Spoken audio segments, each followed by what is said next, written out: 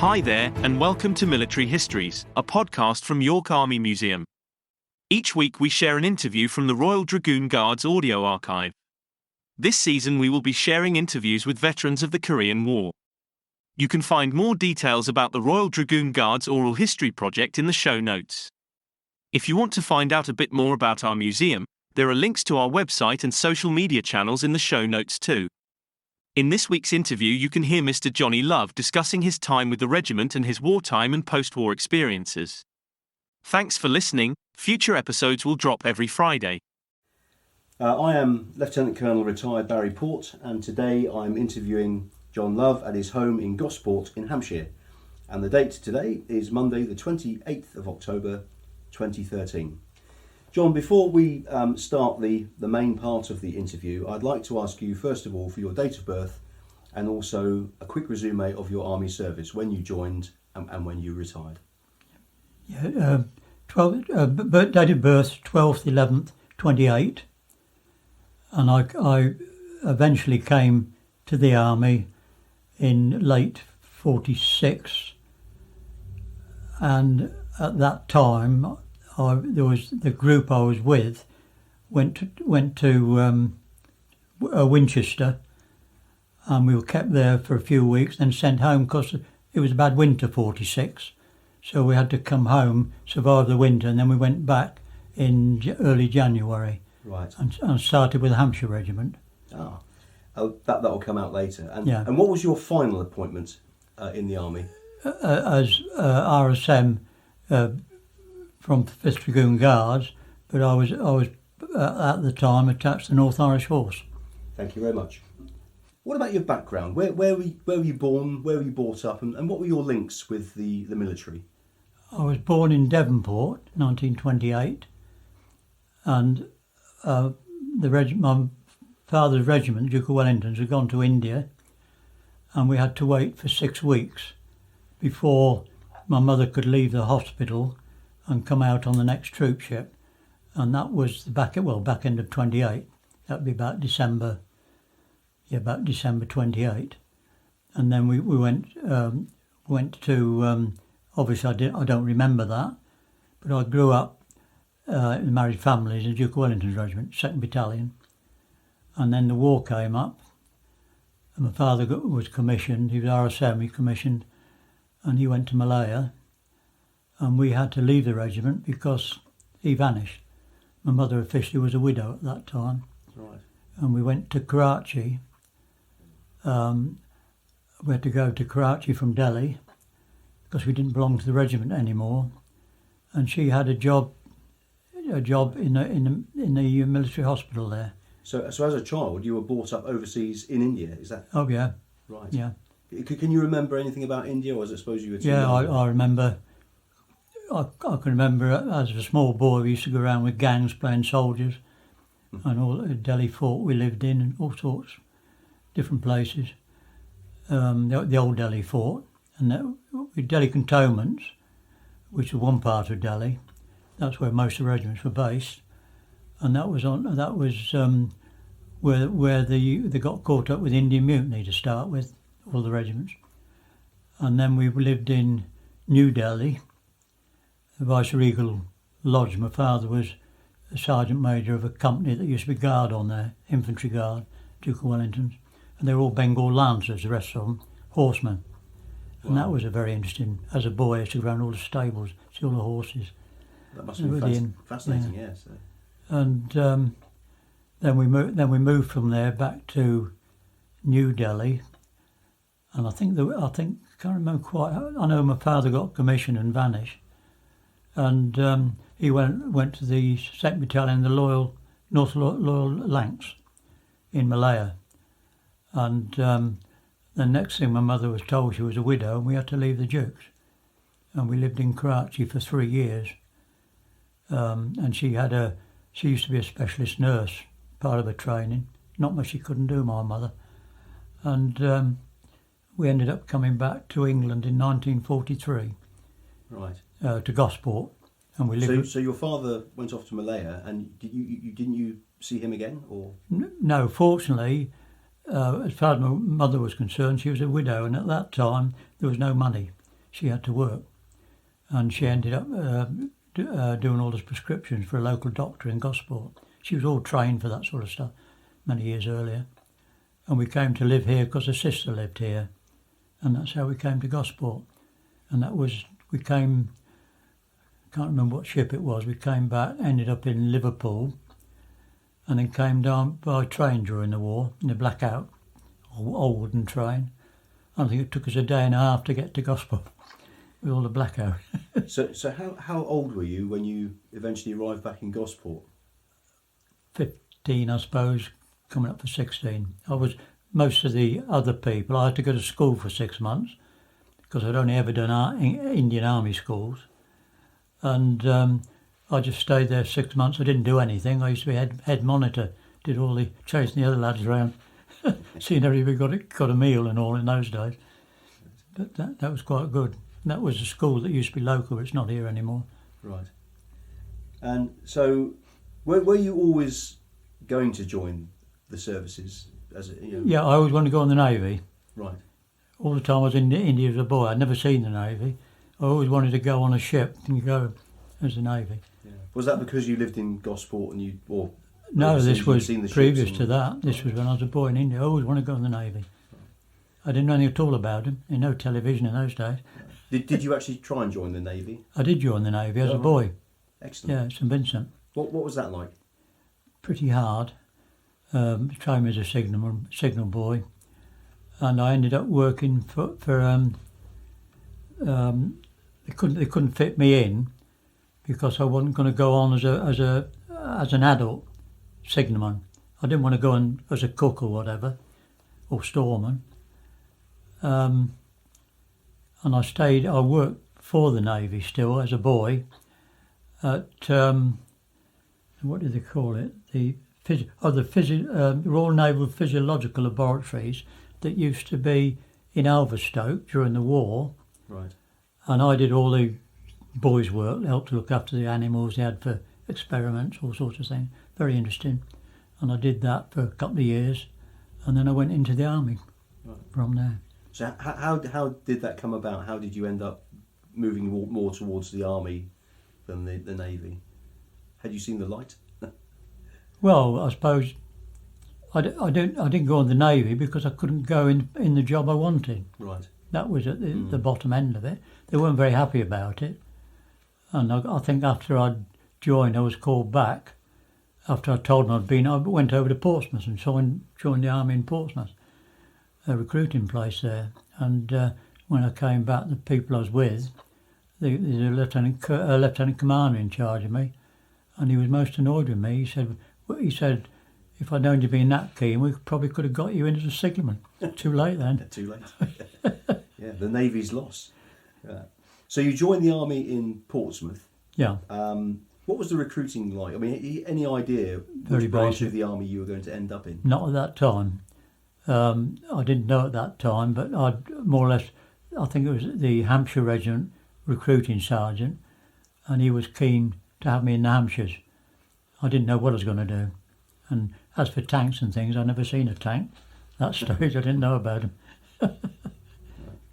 So what happened next? How did you eventually end up joining the Armoured Corps? I know, I did a PSO test. And if you were above a certain scale, I was very mechanical. I'd always been on motorbikes, and I could tell all the parts of engines and everything. And I didn't volunteer. I was sort of opted to the Armoured Corps. I thought, oh well, it's different, as long as I don't go on the infantry. But and that's how I ended up at Catterick eventually, with the Armoured Corps. Right. And just for the record, what year was this? This must have been 1940. Oh goodness, back end of 46. I went to Winchester with Hampshires. Came home that very bad winter. I went back, and then I think at that stage I'd already put in for this parachute regiment, which I'd failed, ended up in Aldershot Hospital, and they sent me back to Catterick, and I was in the Catterick Hospital. The old military hospital used to be there for some time, and then I went to They had 3 training regiments there, and I went to the 42nd. I was with the 42nd.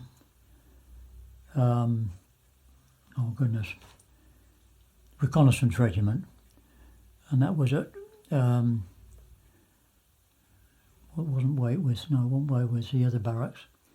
I was there, and that's what I was going with. I hoped to go to reconnaissance. Right. But in '46, winter of '46, they closed all the reconnaissance regiments. That's what the 42nd Regiment, Reconnaissance Regiment. That's the one I wanted to go to. Right. And of course, all of this was, I mean, at the back end of the war. Yeah. So all that time that you were in, as a boy in the Navy and everything else, what was life like in Gosport at the time? Was there still war activity? Well, it was all Navy. Yeah. And I'm assuming in this area, sort of around the D-Day time, it must have been very busy. With troops. Yeah. Yeah, we had a D-Day. We weren't allowed as civilians at that time. We weren't allowed out your houses, and they used to put smoke down at night. You cough yourself to death. You just put all this smoke out at night, stop the bombers coming over and looking at, because the Solent was full of ships waiting to do D-Day basically. I didn't know that. So yeah, how did they lay this smoke down? Was it smoke generators or? Yeah, smoke generators at night. And if you went out, somebody either stuck a bayonet and said you shouldn't be out, or you couldn't go out. You should close all the windows and hope it didn't get in. Blooming horrible it was. I bet. So anyway, that's interesting. So you end up in Catterick, up north. Yeah, the D-Day people left here. Yeah. And I know we went down. I was still fairly young then. I hadn't actually gone away with the army at that time, and we went down. And of course, you couldn't get near the beaches at all. Mm. But we met soldiers out, people out. And at one time there's a whole line of tanks, Shermans, with Canadians on. All these roads here were full of Shermans, and they went out to Hardway and went on the landing craft just up the road, Hardway. Wow. Yeah, we were down there as boys, and sadly they went off, and when they came back, they brought a lot of dead soldiers back. Yes. People being killed on D-Day, and they had a lot of the gardens in Nelson Village here were laid out full of bodies waiting to be taken away. I always remember that. Because I believe the Canadians had a really rough. They got rough ride really on shot D-Day, up. didn't they? Yeah. They got really shot up. Wow. Yeah, but they were giving us all sorts of Hershey bars and all. We as kids fairly older kids then I was. Yeah. But we used to go out and talk to them on the tanks. And a couple of days they'd be sat on the roads, and they used to be asking for cups of tea. People used to have them in the houses, cups of tea and everything. Wow, that's good. It was fantastic. And little did you know, a couple of years later, you'd be training on armoured vehicles yourself. I didn't know. No. So you ended up in Catterick, hankering to get into the 42nd Reconnaissance Regiment. Yeah. Just at the time that they closed it. It sounds very familiar, doesn't it? Closing down the regiments. Yeah. What was life like in training at Catterick? Very, very rough, very, very basic. Wooden huts, Yeah. freezing cold. Most of them, all the windows have been kicked in, glass windows, all wooden huts. And it used to freeze, and we used to be running around in denims or overalls most of the time, full tank suit things we used to wear. And you were either wet most of the time, and we used to hang them up to dry off during the winter. And most of the huts had coke stoves in, big coke stoves. Used to go up through a hole in the roof. Mm. And we had a very limited amount of coke you could use, but you were glad to get your blanket under your blankets at night. I bet. And they were all iron beds. You used to have to pull them out. These double beds. They've got some in the museum up on the hill, and they were metal beds, and you just pulled them out, and they were really hard. You had a little brown thing that you used to stuff with straw. Oh, the palliasse. Stuff it with straw and try and make it reasonably smooth. Yeah, Sleep on that. Yeah. Far removed from the duvets that they get these days. Yeah. What about the training there? I take it you did some basic training, drill, that sort of thing. Yeah, very. How long was that for? Can you remember? Well, it was on and off. Probably it should have been about 6 weeks, but there was all sorts of things going on. We used to do other work. Sometimes you're on fatigues. I know I used to try and get over to the YMCA on a Sunday, and they always gave me a free meal, Sunday lunch, which you didn't get in our messes. And you mentioned that you had an interest in all things mechanical, which obviously they had picked up on. Yeah. So what sort of mechanical driving maintenance training did you do in Catterick? I think I started on. Can't remember now. I think. We had some tanks there, and we used to go out on the moors up on that used to be above Catterick Camp, and I can't remember what Cromwells, and we had Cromwells and some American Shaffies, which I never drove. They were sort of a bigger tank, but each troop in that time had 3 Cromwells and a Shaffie, because it had a bigger gun on it, and the 75mm on the Cromwell. And then we updated to Comets, and I went to Germany. Cromwell trained, joined the regiment eventually in Germany. Cromwell. Well, I went to Bielefeld in a holding unit, and I was there about 3 months doing other jobs, and I went all over the place, sometimes back to England with people who had been in trouble, taking them back, handcuffed to them, and then I went to, all of a sudden in Bielefeld, I got a thing one night to go to the 5th Dragoon Guards. I hadn't a clue who they were. Right. So before this time, whilst you were in training and the time you were in Bielefeld, in a sort of holding unit, what cap badge were you wearing? Oh, I chased from one to the other. I was reconnaissance regiment originally, and that broke my heart. It was a brass-coloured one, right? The old Christmas tree. Oh, right. Yes, and I was very proud of that. And they took that off me, and I got on to the W spanner, we used to call it, the Arms Corps. Yes, the good old Army Corps. Yeah. Right. So when you were in Bielefeld, you were wearing the Royal Armoured Corps badge. Yeah, we all did. Yeah. And how did that work? I take it there was a system out there where they just filled the gaps in armoured regiments. That's right. Each regiment, you say we need 50 men, and you were posted to that regiment. Right. So I never heard of Inniskilling. It was the best day's move I ever made. Yes. When I got there and got used to it, it was a bit rough to start with. Yeah. Charlie Gower was sacked by a squad sergeant major. I know the feeling. Yes. Yeah. So where were the regiment based? They were based in Munster. Still in Munster. I joined them at Munster. Yeah. Right. Okay. Yeah. What were your memories of arriving at York Barracks I think it was York Barracks. York Barracks. A squadron we were in. Right. They put us up in the attic, November I think, or September, October, November. Bitterly cold, no heating, and we were up in the attic trying to keep warm. And then bit by bit they moved us down there, and they split us up to squadrons, and I stayed in A squadron. Quite a lot of us stayed because our basic training was all done with A squadron. I see. At that time. Right. Which vehicles did the regiment have at that time? They had Cromwells, and they had Cromwells and Comets. That was I was basically trained on. Well, I'd done Cromwell training in Catterick because the reconnaissance regiment had Cromwells there. I did my basic training at Catterick.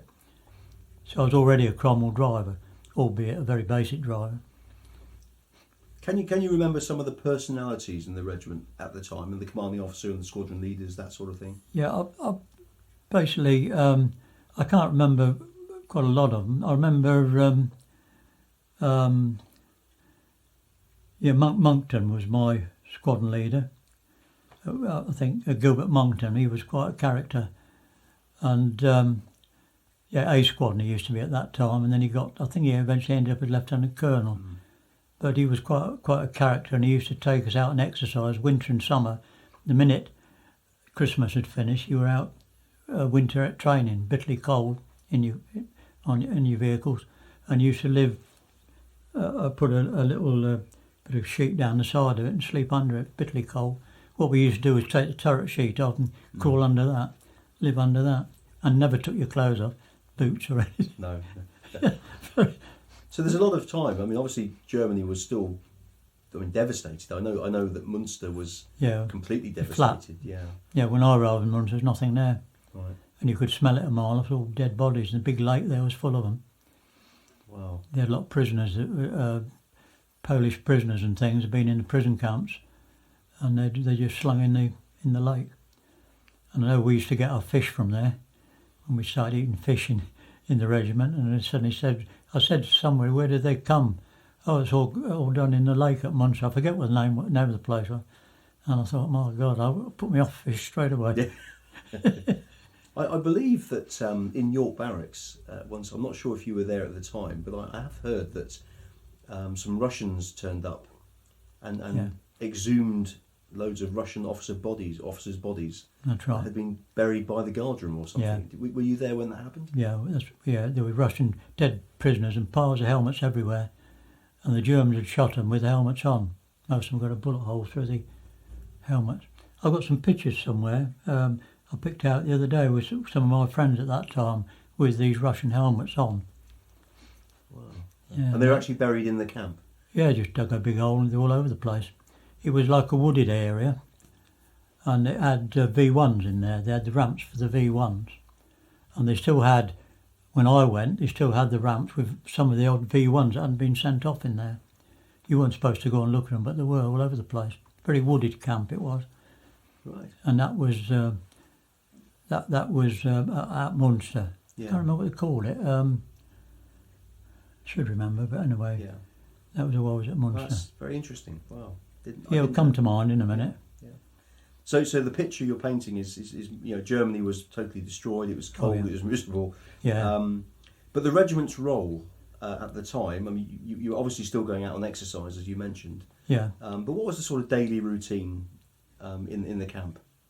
Well, if you're in the camp, you always had a morning's parade, and if somebody had sort of overslept or been caught in bed once the reveille had blown, he used to blow reveille in the corridors, the long reveille.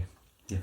And if you hadn't got your feet on the ground by the time it stopped, Sergeant Major Gow was there, and he used to put in front of the colonel in the evening, and you were on fatigues for about 10 days or doing extra guard duties. Well, so it's quite a harsh regime. Oh yeah, you tried never to make a mistake twice. Yeah. He was a funny little man, Charlie Gower, a tiny little man, and Jippo we used to call him. He had a little stick, and he always called you my boy. Always called me I don't know why, my boy. And yet 3 months later, I was a corporal, and straight full corporal from a trooper. Wow, very different. I only ever went on one guard, and I got stick orderly, and I was stick orderly. You didn't have to do the guard. Used to really smart. And the colonel went round, and you were picked as Colonel Stick Orderly, and you were his batman for a day. Any messages, you had to stay with the colonel 24 hours. And I did one, and then the second time I went on, I never did the guard, and then the next time I went on guard, I got Stick Orderly again, and that was my last. I was bumped up to corporal, and I never did another guard with the regiment. Blimey, that's amazing. Yeah. It's not a bad start, really, is it? Yeah. What about I'd say social life, but I mean, what did you do in the evenings? Were there sort of clubs in the camp where you could go for a drink or? Well, there was a mess, like a canteen, but most of the lads went up to a German pub up the road. Used to go allowed out the gate, not always, sometimes it's a trouble. We used to have a lot of Polish DPs who used to drive military vehicles for the army. And if they were in there, we weren't allowed in there because we would end up fighting with them. And half our lads the military police used to come and they locked them up all over the country. Some of them never came back, I don't think. And it's purely because the Poles used to attack them. And the lads, the minute turned round, very proud of the regiment, and they used to tuck in. And we had some really tough creatures in those days. Some of the corporals, they were. If you pat them on the back, you woke up on the floor flat out. Turn around, you never saw them turn, but you were flat out. Yeah. Only ever got caught once. And of course, some of these guys actually fought through the war as well. Oh yeah, they're all wartime people. Yeah. All really hard, some of them. Yeah. What was the relationship between those who fought in the war with the skins and those new boys, national service, etc., who had turned up? Was there a divide between them? Or? Yeah, to start with, you were a new boy, you had seen no service, but very quickly, you're part of the regiment. Always the first thing you ever learned. We did a 6 weeks course, and we had to, I think it was 6 weeks, and we had to learn all the regimental history. The regiment had various forms of drill that wasn't standard drill, and various other things you had to learn about the regiment, and you had to match up to that. Otherwise, I don't know, you weren't kept, basically. Right. And that gave you pride in the regiment. So you were very quickly brought into the family regiment. Oh yeah, very, very quickly. Interesting. Yeah. Okay. So quite a very, very different days. Obviously, you were out training. The social life was limited. Very limited. Yeah. What about were there any opportunities for sports or hobbies? Or? Oh yeah, more sports than ever. There was football, hockey. I used to play hockey, tennis at one stage. It was all sport. Cross country every morning. You used to have to go out, do your run, and then come back for your early morning breakfast. And they'd have you out in your pyjamas some days, out in the bitterly cold weather. Sergeant Major Gay used to go, my boy, he used to call him my boy. And yet he had me made up within, I don't know, weeks. I was up to corporal, lance corporal, whatever. What about the composition of the regiment? I mean, obviously with national service, etc. But what I know it's difficult to put a figure on it, but how many of the guys were from Ireland? Bearing in mind we were in the early days, not many. Right. And then they came from 60s onwards, 50s, probably 60s onwards. We only recruited from Ireland, and everyone was Irish. And that was at the end of national service when they actually Basically, created proper yeah. Recruiting areas. Yeah. Yeah. Yeah, they all came from Ireland at one time, and most of them we had in Korea were all Irishmen. Some weird and wonderful creatures, some of them. And some of them were ex-army, ex-Irish army people. Supposed to have been sergeants I had a chap who came and he'd been a sergeant with the Irish army, a lot older than us. And I've got a picture of him somewhere on the tank, and I don't know how he ever was in the Irish army, because he knew nothing. But, and it's very hard to understand what they're saying sometimes.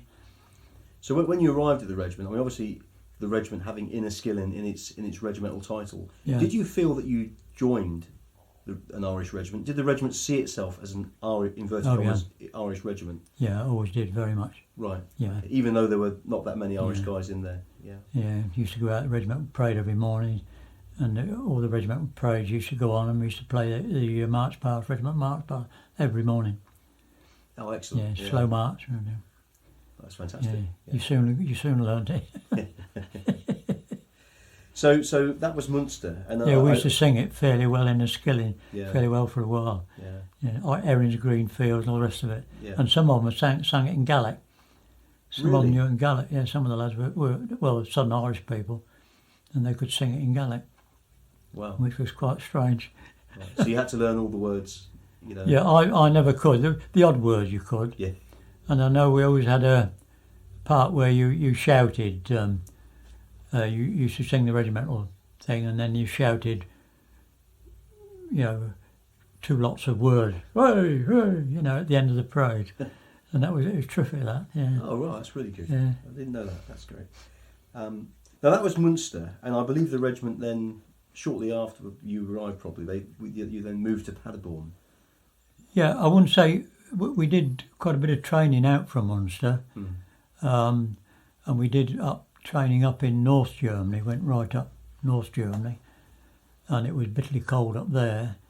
And then we came back. I think we left Munster at one stage, and we used to go away for 3 months at a time, basically, for training. And you used to get first of all in the January, you were out for a month or 6 weeks. Oh, we did winter training as a troop, and then from there on in, it was like squadrons used to do it.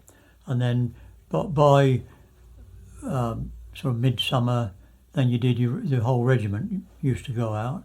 So you would train, did a lot of troop training every year. Troop training to start with, then squadron training, and then you went on regimental training, and then you travelled all over Germany. Then used to go up on the Elbe, right at the top of North Germany, up the Elbe. We were at one time, bitterly cold up there. Yeah. What about gunnery camps? Did you do a lot of firing at Hona? Yeah, we had 3 or 4 weeks. I think it was July every year. That was longer than that, because each squadron used to go up separately, and we used to fire as a squadron generally. And then at the end of the time, we ended up doing a regimental.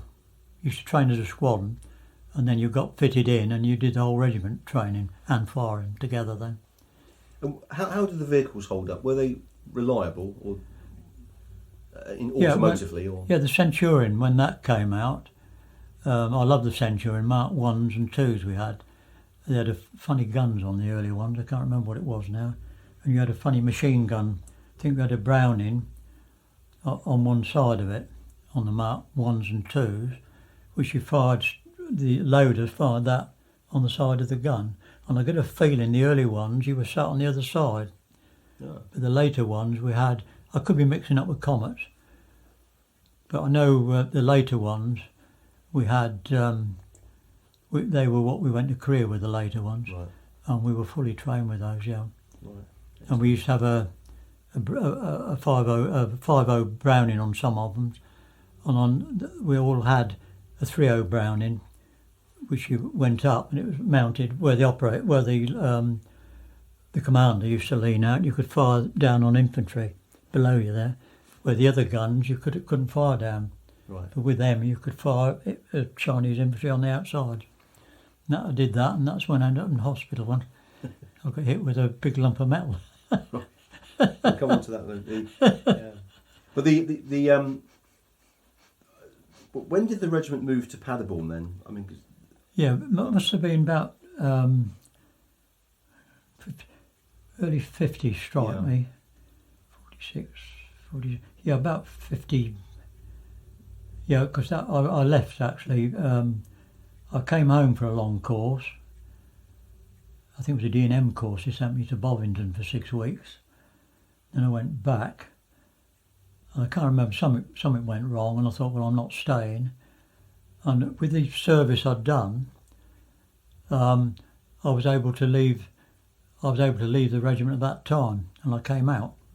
I see. Right. And I stayed out a year, and I thought there was nothing much outside. I was basically army born and bred, and I missed the regiment and all the people I knew. I had a lot of work. In fact, they put me on one of the local naval ammunition places, and I knew all the tank fuses, and I knew all about shells and things. And they made me a leading storehouseman up at Bednam, where I used to be here, and I used to run two ammunition stores for the Navy up there as a civvy. And I knew all the fuses and everything, because I'd been trained with guns where most of the lads hadn't. So you were a corporal in the Skins. Yeah. You then came back on the course. Yeah. And then decided to leave for a year. Yeah. Well, decided to leave, and then a year later you. Yeah. I was up to acting sergeant. I was acting sergeant when I left. So when you came back in, Yeah. having decided that Civvy Street was not for you, did you come back in as an acting sergeant, or did you have to start I again? got caught on that. I went to Bovington, saw the colonel down there, the depot. You had to go back through Bovington, and he said, he took me in at Bovington, and I arrived there as a corporal, and I was given a new uniform, collar badges, everything new, all Inniskilling stuff. And the following day he sent for me, he said, I'm sorry, he said, you're a trooper. And what had happened, records had reckoned I'd been out, they allowed you a year, 4 years out. And they reckon I'd been out a week over the month, over the year.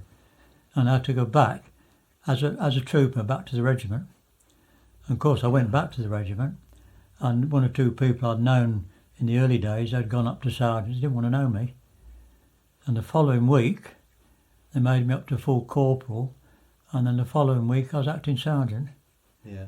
And then I went to Korea with them. as acting sergeant. It's nice to know something's never changed, because Yeah. Manningham Records is probably just the same today as it was Oh, then. yeah. It's very strange. But that, of course, Black art. Monkton, he had me back in his squadron the minute I arrived, and he did it all for me, I think. Gilbert Monkton, he was squadron leader at the time, and I was his gunner operator the lot in the early days.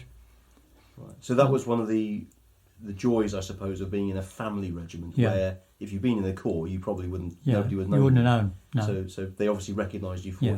for what you. Yeah, I'd only go back to the Skins anyway. I wouldn't have gone back to anybody else. Right. So was this in Paderborn? This was in Paderborn. Paderborn, yeah. I'd rejoined them in Munster, and then we went on exercise, and we did. What I remember, we were on a long exercise, and we came back to Paderborn. And along the stage, we came back in Mark 1s and 2s Centurion. Most of them Mark 2s, I think. Yeah. They had a different machine gun on the Mark 1s. And we had it, and I remember we came in there, and we had all these hangars, latest style hangars, beautiful hangars they were, we'd never had them before. And I can remember reversing these Centurions back in these hangars, and half the lads were doing so much damage to the hangars, reversing Centurions in. Yeah, well, that hasn't changed either. Yeah. I know those hangars. All the doors that were damaged. Yeah, it was an old German barracks. Yeah. Tank Panzerkaserne, they used to call it. Yeah. Panzerkaserne. Right. Paderborn, Kaserne, they used to call it. Right. Yeah, Barker Barracks at the time, I think it was the proper name. Right. Because the regiment went to serve there again many years later. That's right, and I think I went over once. I was on a holiday in Germany, and I went back to see them, back to the actual barracks, and I think I had my wife with me then. I met them in Germany, and some years later, we went up to Scotland and came back to Yorkshire, and we went back. The regiment were in the barracks in Yorkshire then. Yeah. On the moors. Yeah. And I went back. And we went in, and they insisted we went in and had a meal in the sergeant's mess. We were camping at the time. We'd been up to Scotland all over the place with my kids and my wife. Right. Yeah. Oh, that's wonderful. Yeah. So, apart from the nice tank hangars, what else was different between Munster and Paderborn? Paderborn wasn't totally destroyed in the war. Was it a different sort of town, different atmosphere with the Germans? Yeah, Munster, they got, I think the regiment had a very good name in Munster. And of course we used to do a lot of trade in there, albeit most of it was cigarettes for objects. You couldn't buy anything. There was no American money at the time. And then they brought out the new Deutschmark later, which was a different kettle of fish. And I ended up being sent down to Frankfurt, the American Army, Frankfurt, for about a month. And we were down there, and at night we used to sleep in this castle, big castle, all like a lake round it. And we were taken out for American meals every day, which were fantastic. Food I've never known like it. And we slept in a huge gymnasium. Well, it was like a big castle with nothing in it. We slept literally on the floor. And we used to go out for the day, and at night we used to go back into this area, and you could go down to the local bank and take the new Deutschmarks down and load them onto all these trains. We slept all day basically and went out for meals, and then we worked overnight, quite a long time overnight. And we used to go out at night on the truck. So I think I was a full corporal, and so I used to sit in the front of the truck, and I used to be escort with a Bren gun, a Sten gun, on that truck. And this was distribution of all the new German marks. Yeah. What a great job. Yeah. Well, there's quite a batch of us went from about, I don't know, a batch of us, probably about 40 of us did it, and it was the best job ever. And the food we were ill. It's all American food we had. Made us ill. We couldn't, no porridge anymore. That's excellent. Yeah. John, that's very interesting.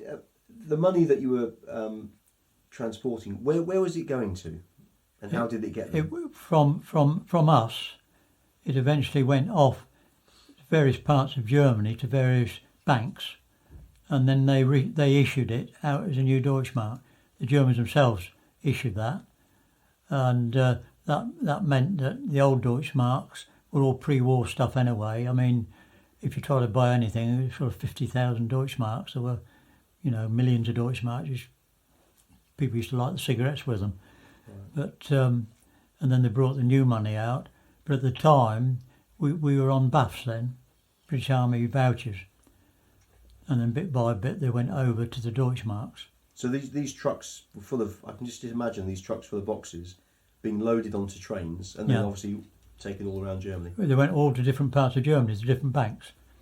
Right. From the main Deutschmark, the main German bank, out to the rest of Germany. And that was not only us, it was for everybody in Germany. In my head, I've got a vision of the Great Train Robbery here. Because it was a great train robbery. Must have been quite tempting. Well, whatever happened, there was an awful lot of the money didn't get there. No. And so I think we were kept, I can't remember how long, we were kept a little while longer. We weren't worried. I mean, we were quite happy there. The food we were getting, we didn't want to go back to normal porridge. And that was the basic food in the regiment. And we stuck it out as long as we could, but it was very, very interesting at that stage. I didn't have to do any of the work, I knew. I was sat in the front of American trucks they were. These big American trucks we had, all American stuff. Right. Well, that's interesting. Yeah. So life in Paderborn, obviously the daily routine, obviously going on exercise. You had the Centurion tank now, which must have been a great change from the older tanks. Yeah, we really fell in love with the Centurion. Yeah. So we're obviously into sort of 1950 time now, getting pretty close to Korea. Yeah. How did the regiment find out about its future involvement in Korea?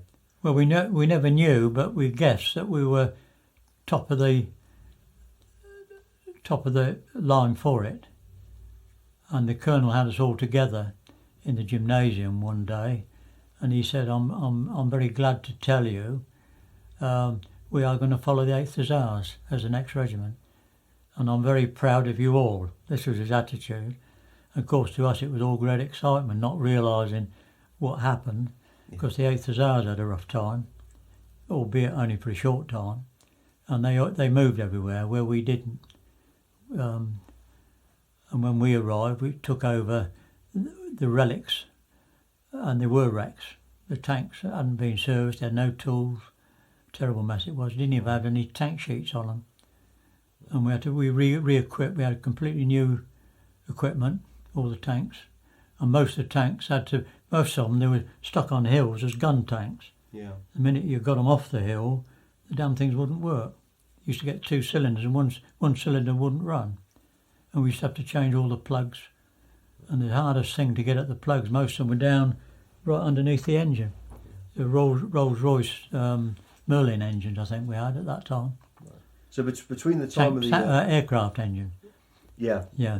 Beautiful. So what about the training before you went to Korea? I mean, obviously you were told I'm assuming the back end of 1950. Yeah. And there was obviously some time before you deployed. I mean, was there intensive training before you went? Other than we did quite a bit of gunnery, I think. And then we literally split up. There were a lot of people went to other regiments, and because we also had at one time we had an awful lot of different people, and some of them were time expired and they didn't come with us. Some of the old soldiers and all, they were all backloaded. And then we had one stage we had a lot of new people in, albeit they were quickly rebadged. A lot of them were still allegiance to their old regiment, and quite a lot of them weren't very happy about going to Korea and going with us as a new regiment. Right. But they soon settled down. Most of them were like the rest of us, soon settled down. So the move to Korea, I believe that was a troop ship. Yeah, Georgic. What was that like? Luxury. There were 6 of us in a cabin in what used to be the first class. Sergeants, 6 sergeants in a cabin. Wow. Yeah. And how long did it take for you to get from UK out to Korea? I know we went through the Suez, and all the regiments in Suez at the time, they all waved us through. It takes 12 hours to get through Suez, and we stopped at the top part. One was it? No, not Chuvik. Chuvik was another port up there. We stopped there for a little while, and then we went through. I think we ended up going through the daytime because some used to go through at night, and all the regiments were actually on the canal zone. They all were on there to wave us past as we went past, and they setting up flares. It's like another war starting. It was. Wow. See the regiment through. Fantastic. Yeah, I think it was the first tanks. They'd taken over from us, and they saw us through. I'm positive it was the first tanks, but or it might have been the 6 tanks, one or the other. Yeah. So they gave you a good send off. A really good send off through the canal. Through the canal, yeah. Excellent. And from there we went various ports, and then we went to Busan eventually. And I know we lay offshore quite a while, very, very cold at the time, bitterly cold. And we pulled in somewhere, and there was all icicles hanging off the ship. Yeah. Did you know what you were going into when you went from a first class cabin into Korea, which must have been a bit of a shock. Well, a hole in the ground. Did you have any ideas? Well, did the regiment have any idea? No. Of how it's going to be deployed and used? No. No, with first notification we got of that, when we come off the boat, we got on this old wooden train, an old originally a Japanese train. No, it's all wooden seats and things, and they had some of them had bunks in. They were all wood. And used to be they were like a shelf, and if you could prop them up, we used to try and get up there and sleep on the shelf, other than being on the wooden floor, and. It was quite, and of course that time it was very, very cold when we arrived, bitterly cold. And I know each carriage, we had a long carriage, and we had a Bren gunner at each end, because the previous set of people had been sent up, we don't know who they were, some infantry regiment had gone up in this troop train, and they'd been attacked by Koreans. North Koreans had attacked them on the way up, machine gunned them. So we had people with Bren guns on each end of the carriage, and you had all your shutters down most of the time. You didn't see Korea at all that time. You had all the wooden shutters down. So how long were you on the train? Oh goodness, about 12 hours I suppose. 12 days, certainly a day and a half. Right. So you arrived at was it Busan? Yeah, we arrived at Busan, and we ended up at. It was a place just south of Seoul, and then we went into I think it was a tented camp or something. We went there, very, very basic, and then from there, if I remember rightly, we went up to Seoul, and that was I think it was more wooden things, right. And from Seoul we went up in trucks and things, if I remember rightly. Just a long time ago now. Yeah. No, it could have been trains we went up. Yeah, we went up to Pyongyang, I think it was, on a train. Another train. And offloaded. When we arrived, the first thing they did, they offloaded us. And then the 8th Hussars... Oh no, we got onto these big American trucks. And then we had to go to each squadron, because they were split up. It was like 4 squadrons. It was like 4 different regiments, completely independent of each other. Wow. And of course, HQ squadron, and they had a small squadron with them. They were sort of like reserve. They weren't actually in the line most of the time. And which squadron were you in? I went to A squadron. That was my old squadron. Yeah, at that right. time. Okay. And they came down, and they took us up to A squadron, and they were in reserve at the time, which was a good thing. And the tanks. When we arrived, the first thing we did, we got off these trucks, shook hands all round. We had a big mug of rum. Well, it's supposed to be rum tea, but there's more rum in it than tea. Yeah, big good. things of rum we had. And it was I know it was freezing cold, and we had all this fairly new gear on at that time, where the original, the 8th didn't have any when they arrived. They arrived in what they were stood in, basically. So they had a rough winter. We had some of the new gear, which we'd been fitted on when we arrived before we got on the train. And they just took everything off us, bundled it as regimental groups, and that was sent back to Japan. We had a base, K Squadron was in Japan, reserve base, and all our kit went there. And we only had a very small amount of kit, just like a big pack with your basic kit in. You had no civic, well, you didn't have any civic clothes in those days anyway. So this was all the cold weather kit, proper. Well, we had the cold weather kit to wear, but we also had like American stuff underneath that. It was the first English stuff we had. Yeah. Can't remember what they called it. Very good it was. And we were lucky because the 8th Hussars never had any of that to go out there. They were fitted with it basic later. But when we arrived in Korea, each one of us were fitted out with this stuff. Right. And we were fitted out in Aldershot. And we had to go into this old barracks there, came back off leave into this old barracks, I'd forgotten that. And we had to go into this barracks and literally pick up stuff off the floor and fit. And we had string vests, which everybody sort of put over their heads, hiding the faces.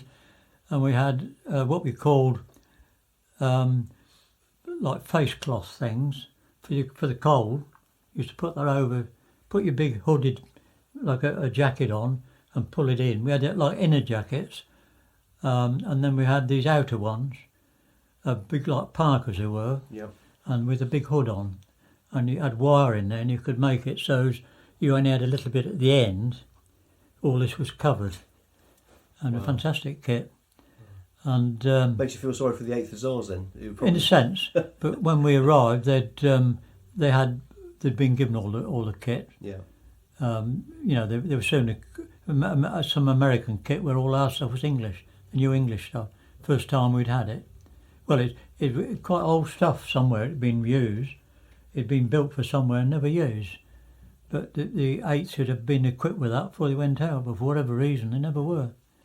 So having been, you got all the kit, you arrived in Korea, as you say, handshakes all round. Yeah. 8th Hussars probably pretty glad. Glad We hadn't time to say cheerio on the truck. Right. Singing so long, it's been nice to know you. And there we were, drinking as much of this rum as we could, looking for cover. With A Squad, did you go straight into the front line? Yeah.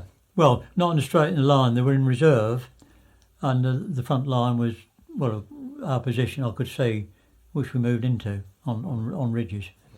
And that was 355, which is a big hill, Little Gibraltar we called it, and we ended up on the ridge below that. And I ended up on the tank sergeant. I had 2 sergeants in the troop then, and we had 5 tanks. I had a spare sergeant at the top end, and that couldn't come off the logs. He had it up there, and there was no way of getting it off the logs. The 8th had put it up there and left it there. And just Centurion, and Poggy Cooper ended up there. We got him out of Poggy. You don't know Poggy, but we used to know Poggy. Funny bloke he was. He was a wartime bloke, but right. Yeah. So what was life like? So when you did get into as you say, the tanks were just sitting on top of this hill. And there's like gun emplacements effectively. Yeah. What was I say routine, but what was life like living on a ridge in basically a fixed position? All you did, we had 24-hour system. We used to have 1 off and 3 on. But the minute, we only had 4 crew, but the minute things started, then we had 2 on. And that base sometimes had a driver. Normally it was just a turret crew we had. But the driver was always handy. And depending what position you were in, I mean, at one stage we were mortared, and I hadn't managed to get on the tank. And I dived literally 18 inches, and I had all my winter gear on, and I squeezed in there on the ice underneath. And I stayed till they stopped mortaring, and I got out under the camouflage nets and then into the turret, and I was glad to get in there. Yeah. So whilst you're up there, I mean, How long did you stay in position on the ridge? Oh, 3 months. 3 months. Good 3 months. Right. And were you under constant mortar fire? Yeah. Oh yeah, it's a daily thing. Right. Yeah, you got to know where to stand to in the morning as it started to get light, because that's when very often you were attacked. The Chinese were never very far from you. You never heard them, you never saw them, but believe me, they were there. And you had to stand to, and you had an hour stand to in the morning and an hour stand to in the evening, depending what time of the year it was. Winter, it was a very short daylight hours out there. And then you got down to very often 2 on the turret and 2 in your bunker, and they were all dug in underneath the ground. Right. And how far were you between? So what was the distance between each tank? Oh, from here to my front room. Right. So the other end of my pretty front. close then. You had to be. Yeah. You only got seconds to get in, because once the Chinese, they didn't do a lot of shell ammunition. Most of the time they couldn't get at the tanks with shells, and you didn't see their tanks. Most of the stuff was heavy mortars, and they were big, like 4-inch mortars. When they hit, they were made a hell of a mess. Mm. And all they did with the tanks, they blew everything off the outside. All the bins used to be blown off, and all our ration boxes, spare rations tied on the back, and we had reserve rations on the back, in case we're caught out. And we lived on American sea rations, daily packs. Right. And then we always had a reserve box, which got shelled every month, and that was all rice pudding and all in there, which we didn't get in American rations. What about resupply? Your rations, water, fuel, ammunition? Well, we used to be very often short of water, and we used to have a 20-gallon tank in the Centurion, and a water tank, and it used to be pretty foul. But we had, there was like a bit of a well being dug further down the hill. I was with the Aussies, and they're always the Aussie infantry I was with, the 1st and the 3rd RAR. I learnt a lot, and they were the biggest mates I ever made, and they used to look after us, and they were glad to see the tanks, because the Chinese could overrun them without the tanks, and they did at times. We weren't always on the position. We were called in, or some months later, and I'd just come back from hospital, and we were called out one night, and I'd been in Japan 3 months then, and I came back, get back to my troop, and I had to go back to a different troop, which hurt me at the time. They were my original lads from Germany, I know, and we had to go out this, and the Canadians had gone onto our old position, and the Chinese overrun them, and we were stood to, and we had to fire, and we just shelled the area where my tanks had been literally a month before. That position, we knew it well, and the Chinese had taken all these. I think all the Canadians had been killed. A lot of them were killed by our own shell fire. That was a drill there. If you overrun, you went to ground and you called in your artillery. That was a drill at the time. Your own artillery, and they were way back. And it was the American 177, the big, the 177, big guns they were. Used to come over used to sound like a plane in the clouds. And when they hit a hill, it just vanished. The whole hill used to vanish. And they used to fire napalm and everything. And everything like it. So you got caught out, you had to call down fire on yourself, basically. That was it. That was a drill. Good grief, right. That was a drill, standard drill. If you were caught out, your own rear troops would have fired at you. But if it got too bad, the drill was you went to ground and you were fired on. And in fact, I think when the first tanks took over from us, they had a quick battle in the march after we had left. We left in back end of the year, and they'd only just arrived, and they were living in tents at one stage, and they had a position, and the Chinese, they made one last attempt to overrun them. Of course, they weren't ready for them, the first tanks, or 6 tanks anyway, and they got caught out, and I think that's what happened there. They shelled the tanks, literally, and I think a lot of them were living in tents, and because they weren't prepared for it. Where we arrived, there was already holes in the ground being dug by previous people. I think the Turks had, where I went, the Turks had been in there at one stage. Turkish army. They were there as well when we arrived. Yeah. You mentioned that you were in hospital in Japan for 3 months. Yeah, good. Well, 3 months. I had a month in convalescent depot. What happened there? How did you? That's how I got wounded. Yeah. That was a night do when I'd gone back. Yeah, I can't remember. Oh, I'd been wounded, and I went back. Yeah, I first got wounded in the troop. That was a night thing, and I got flown back to Seoul, and I was taken back down there, and I'd almost lost this arm and this leg, and that was we'd gone into a troop position in the early hours of the morning, into a valley, went through first troop, I think it was.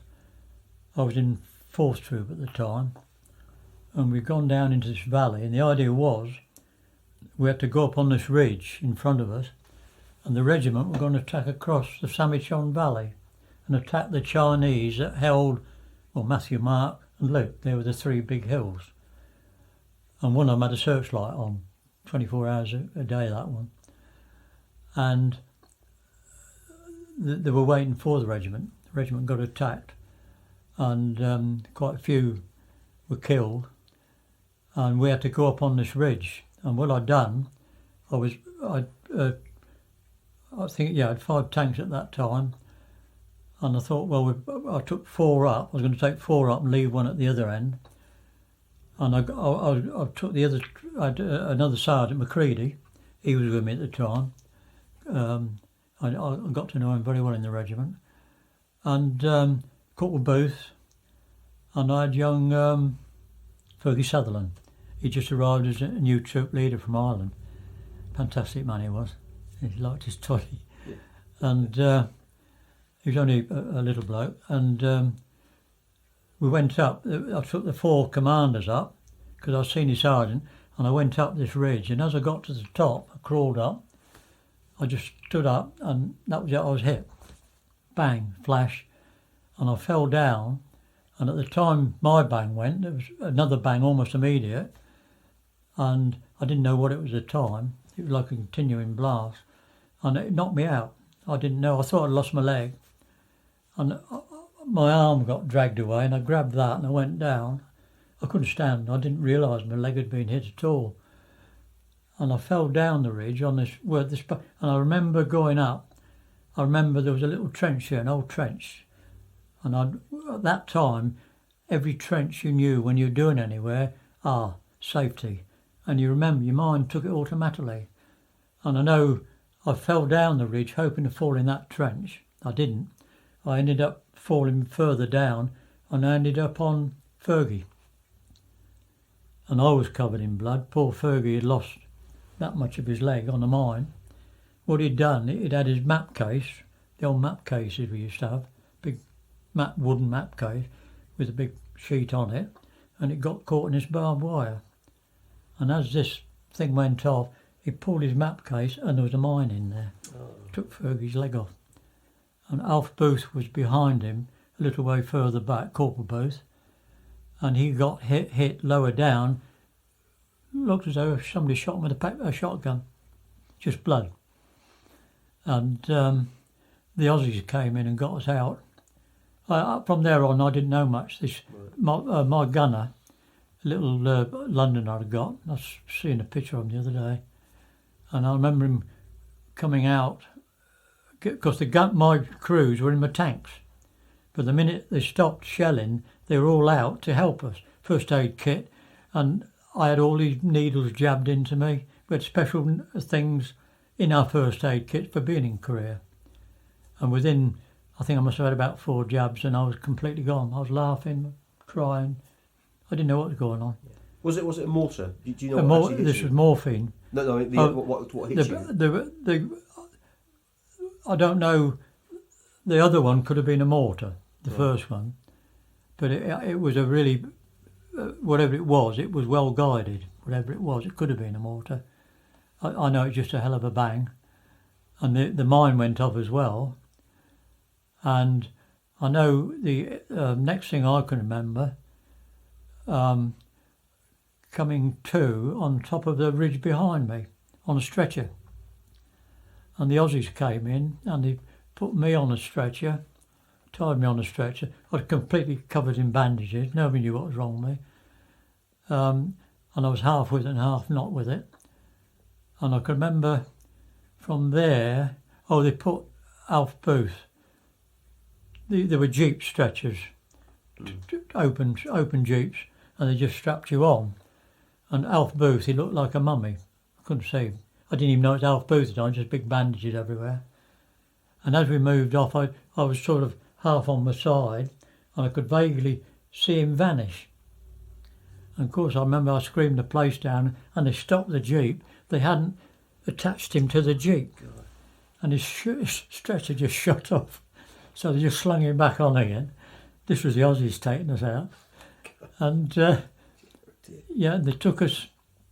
I can't remember because I was out. I had so much morphine. I hadn't a clue what was going on. And I came round, and we were with the Turkish people, and they were like they're Turkish medics. They were, and they weren't actually. They did have a Turkish regiment over there, but Norwegian medics they were. Norwegian MASH, that's right, not the Turks. Yeah. The Turks were like a regiment of their own, and they were damn good. I had one night there where we'd gone back to do a patrol with the infantry, and I had Turkish soldiers around me. The trouble was, when I came to in the morning in the tank, only one tank on the ground, they'd all vanished. Turks, all my cover, nobody on the ground with me. And if the Chinese had come down the valley that night, I would have had it. I didn't know. I was fast asleep. I hadn't slept for about 3 days. Came round, a lot of banging, and there was nobody there. But I managed to get some of our own infantry come back. In fact, I think the Aussies sent somebody back to protect us. But, incredible. Yeah. The Turks had vanished. Yeah. Heard that before. Yeah. So you so you ended up in Japan. In a hospital. What was that like? Yeah, eventually. I went from there to. I didn't go for about another 3 or 4 days. Right. I went back to the Canadian MASH. I went to the American MASH. I came to. They'd got me on the ground with these Indian people, and I hadn't had a tea to drink or anything for about 3 days. I was completely dried out. And when you're wounded, you get dried out. If you're bleeding, you get dried out. And I always remember they gave me a big mug of sweet tea. Lovely. And I wasn't supposed to drink it. I did. And I was peeing everywhere. Shock. Absolutely pee. I didn't have hernias in those days. But I just couldn't control myself. And then they put me on this little jeep thing, and they took me back to the American MASH and offloaded me. And I was the only one there on a stretcher, and I was put outside. They were full up. It was a very, very big, like American army. They used to have a terrible lot of casualties and deaths over there. And I was alongside a bloke, and when I was sort of beginning to work out where I was, nobody just left me on a stretcher. And nobody came for a long, long time. And then I think it was Norwegian people came for me eventually. And they took me away to the Norwegian MASH because the American place, they had so many casualties they couldn't deal with it. Wow. Couldn't or wouldn't. At the time, I think a lot of it, they were dealing with their people, not worried about us.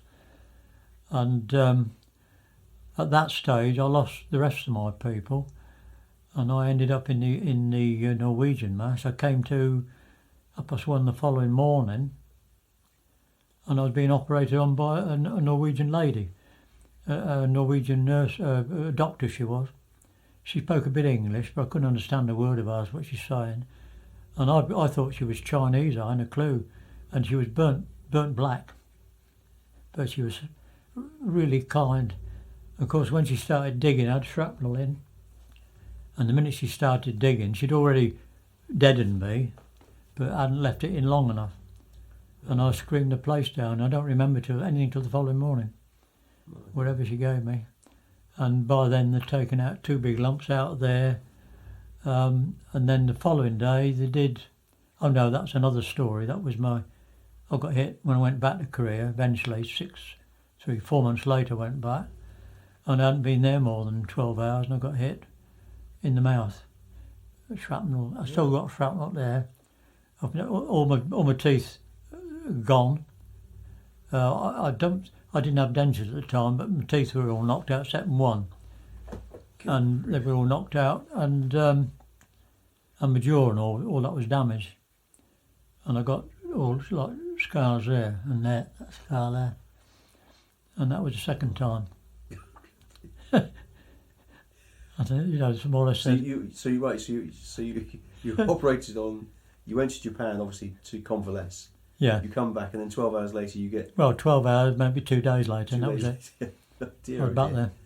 Yeah. But I went to Seoul first, and I was in the big hospital there. I can't remember what was the first. No, I think that must have been the first time. Yeah, that was the first time. And I ended up being put on this Canadian ambulance, field ambulance, and that took us down to over to Busan from there, from Seoul. We were in a big hangar there, and it was full of wounded people, and not all English or not all Americans. And I went on this, put on, I think there were 4 stretchers, one above the other, and that was a Dakota. Oh. And we took off, and I think I went on the top berth, and when we took off, they only literally skirted above the ground. Absolutely freezing it was when we took off. And we landed, and they were doing that to save going up higher, because they had no method of air conditioning all for us if we'd gone any higher, evidently. So, but it was absolutely freezing it was. I was glad to get off, and then they put us in a train. From there, I was put into an ambulance, and they were all Korean people doing that. They were very good, very kind. Put me onto a hospital train.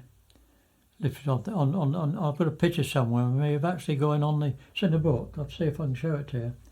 It appeared in the book that somebody wrote. I don't know where the picture came from. And it's definitely me, because I used to wear a white washable watch strap, and you can see my arm. All this was bandaged up, and I think all my head was done up at the time.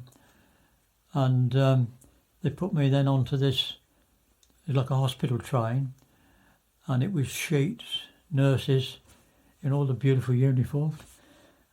And I got on there, cried my eyes out. I'll bet, yeah. Good idea. And I think we were on there about, I don't know, day and a half, maybe shorter. And we got to Busan, and then they put us into ambulances and took us to the big hospital. And then I ended up on the last, there was the first floor was all operating theatres. Yeah, I forget what they called it. It was a special hospital they had. United Nations or something. Or no, it included the Canadians, the Aussies a lot anyway. Yeah. And it was operating theatres, English, Aussies, Canadians, and all those was full up. I had hoped to get with the Aussies. I got on very well with the Aussies, and I ended up with Canadians, Bandus, and they didn't like British at all. No, they gave me a really rough time. Really? Didn't want to know me. And the nurses weren't very kind to me. They were all Bandu nurses, and they spoke whatever the lingo was. Well, it's all French, isn't it? Well, French Canadian. Yeah. I didn't understand how, and they wouldn't. They could. A lot of them could speak English, but they just wouldn't do it. No. They are a funny bunch. It has to be said. Yeah, I've they come across disliked them us, before. and this goes back historically. Yeah. You know, when they went to Canada first, I think we attacked them when they first arrived, the Canadians. Quite rightly so. Yeah. Quite rightly so. Yeah. They never forgive us for it. No, they are a funny breed. Yeah. So there you were. I mean, you had quite an interesting tour then. I mean, did you, after your second injury, and obviously in the face, I mean, did you then get back to the regiment? Oh yeah. Yeah, I had to go back. Yeah. They were going to send me home. And if I hadn't been on a tank, I would have been sent back. If I hadn't been part of a tank crew, and I said, no, I want to go back to my crew. I didn't.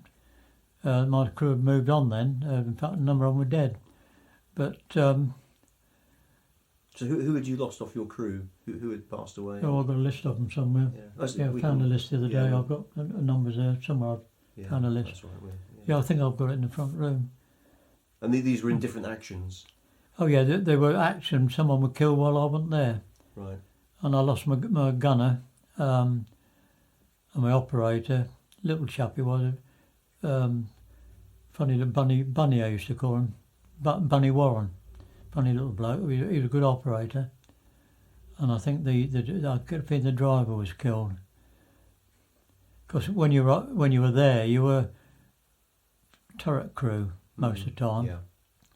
And the gunner, the driver, he took his turn as gunner, whatever. You know, he learned to do everybody else's job. Yeah. All the crews learnt to do everybody else's job. You had to.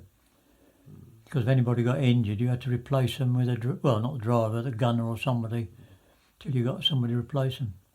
Would it be fair to say that obviously that was a squadron that you were with? Yeah.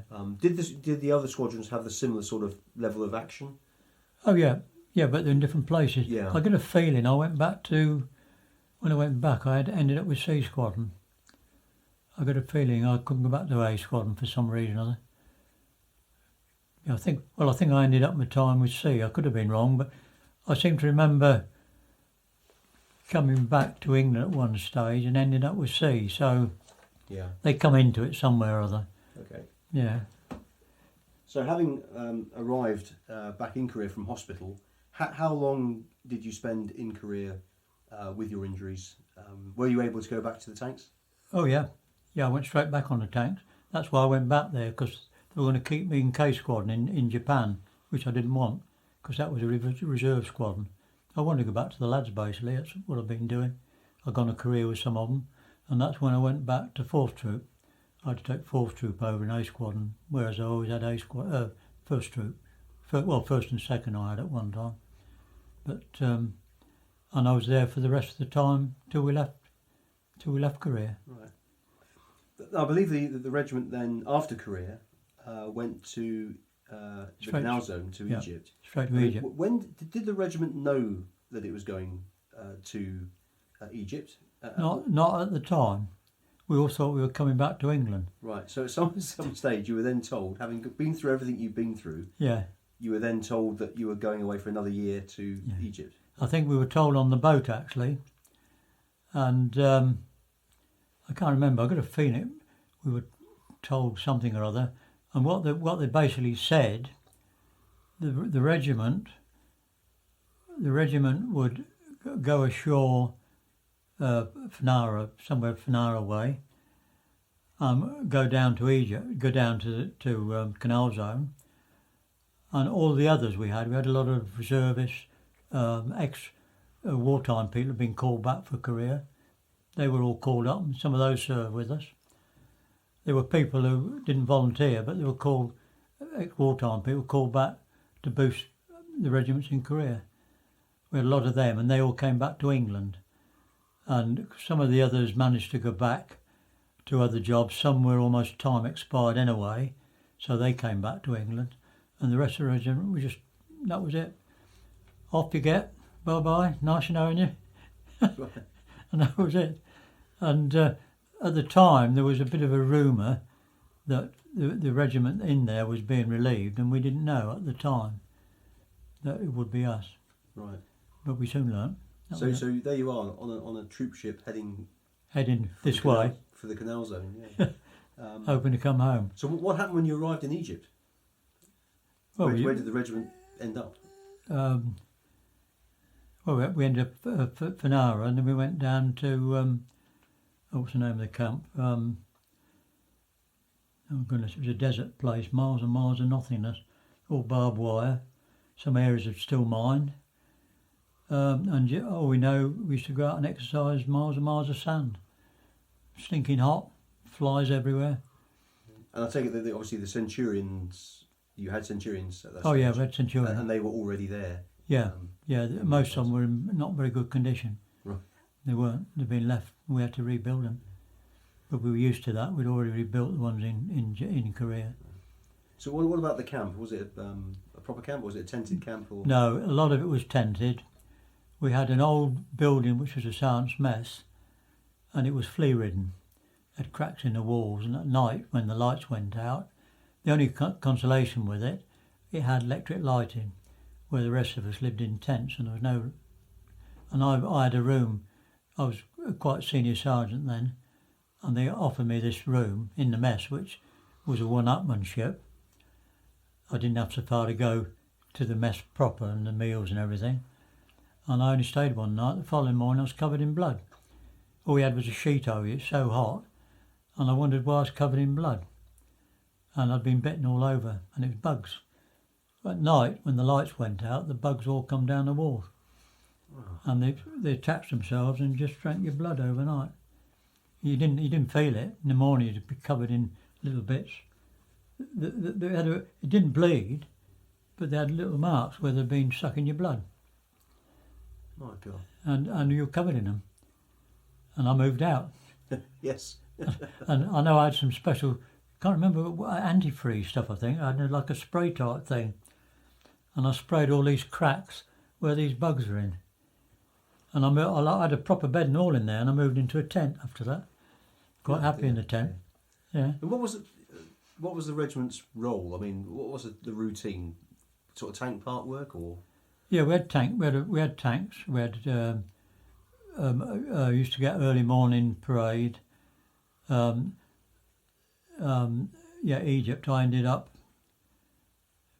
Yeah, I had a special room by the sergeant's mess eventually, like a little tin hut, and you had. We used to have parade in the morning. We used to have I think we used to start early, an hour before breakfast basically, and we had to go on the tank parks and do a first parade, and then you more went back almost when it was dark. You used to go quick wash, shave on the tank park, and then you used to go back for a meal, and then, or a breakfast I think, or something we used to have, not a big meal, and then you didn't work until the evening. Most evening you didn't. The afternoon was off. Right. You got an early morning tank park, back to whatever you were doing. I mean, at that time I didn't actually work on the. I used to run the regimental office. At that time, RSM I was, and I had my own office and everything.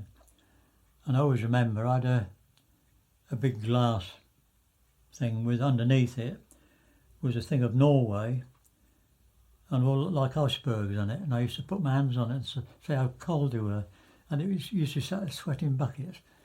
And you used to KD and all, and very often you used to dress just in blue shorts, all the lads did anyway, off to the tank park, and then they went back. You didn't work in the afternoon, and normally most days you had to do an hour in the evening, and then go back, and then you finish. And of course, other than that, you had regimental guards, regimental duties you had to do. Right. And how long was the regiment in Egypt for? Oh, probably just a year. Yeah, quite enough. Yeah. So I should imagine that those who did Korea, like yourself, and then a year in Egypt, I mean, it must have been. Well, I was lucky. I was picked for the coronation parade, which is that there. The colonel came down to see me in hospital. I was in hospital at the time, and he said, came down to visit me, and the hospital was miles from. It was a military hospital for the whole brigade, miles away from the regiment. And given the dues, nearly every day a troop leader or somebody would come and see me in hospital, and my leg just swelled up. I couldn't walk on it. That leg just ballooned. And I had difficulty getting about, and the colonel came in one day and said, "You'll have to get up and get about a bit." He said, "You're going on the coronation parade." And I said, "What, with a foot like that?" And he laughed. He said, "I'm sure you'll sort something out."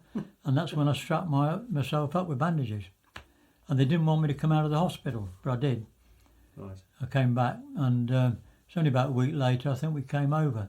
We went, Italy we went on the plane. We took off on this plane, I was with all the parachute regiment, all was on there, all our members for the party, for the coronation parade, and other members on this plane, twin engine aircraft, used to be a military aircraft, and over there you get a lot of very hot spots, and you're up so far and all of a sudden it sinks, 200 feet they drop, and they're like air gaps in the ground. It's quite frightening the first time. Yeah, I bet. And different times of day it used to happen with the heat. And I know we had to go, and we went to Italy somewhere. We landed in Italy, and we all thought we were on this plane, and we all thought, we can get off here. I would spend a day looking around. They wouldn't even let us off this plane because they knew once we were off they wouldn't get us back.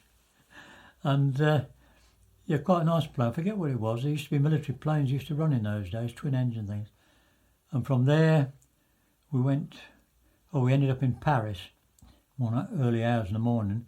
They'd run out of fuel, I think, and there was a strong wind from England was pushing us back, and they had to land in Paris.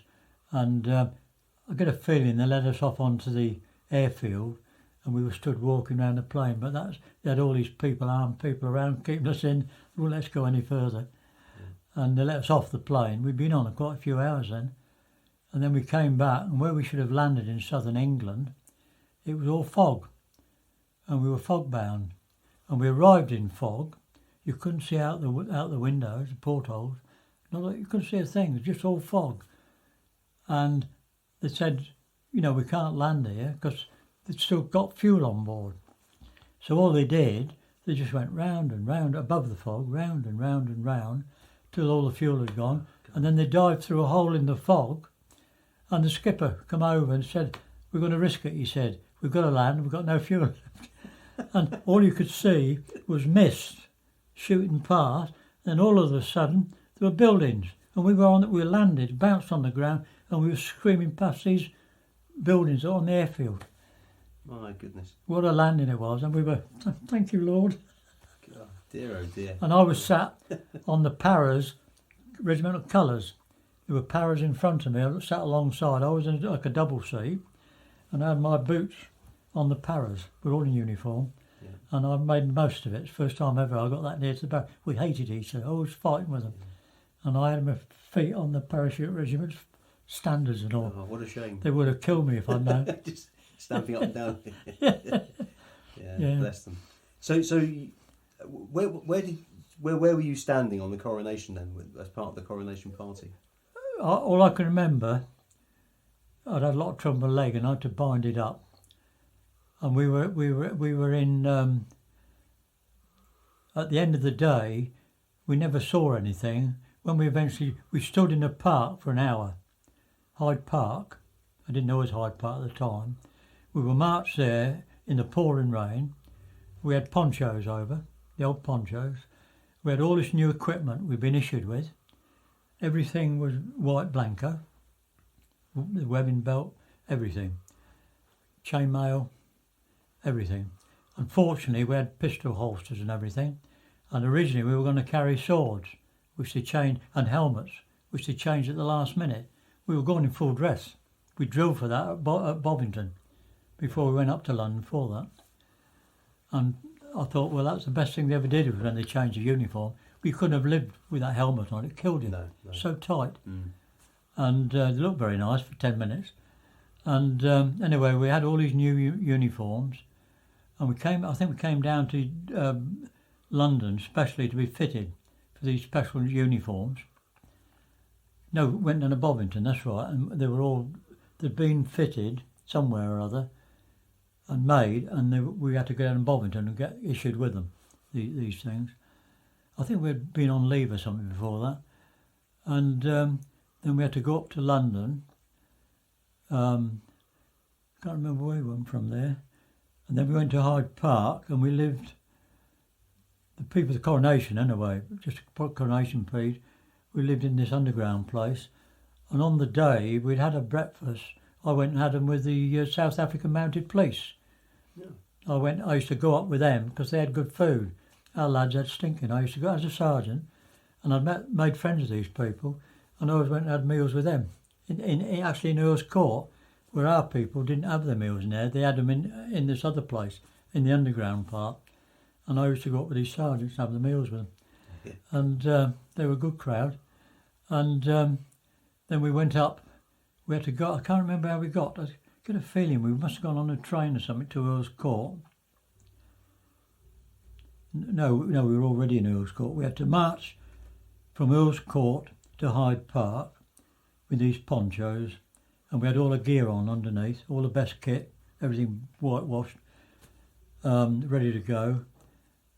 And then, they came round. We were all fallen in, the whole lot of us, the whole crowd of us on the coronation party, the regiment, and I was right at the back, in the back row. All sergeants then were at the back, and this was the whole regimental parade at the back. And I'm feeling we're at the back somewhere anyway. Yeah. And the next thing was, we were stood there in the rain, and then we were given all these. This was our meal for the day.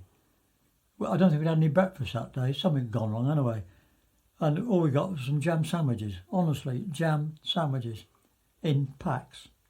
And that was our meal for the day. And we had, and an apple.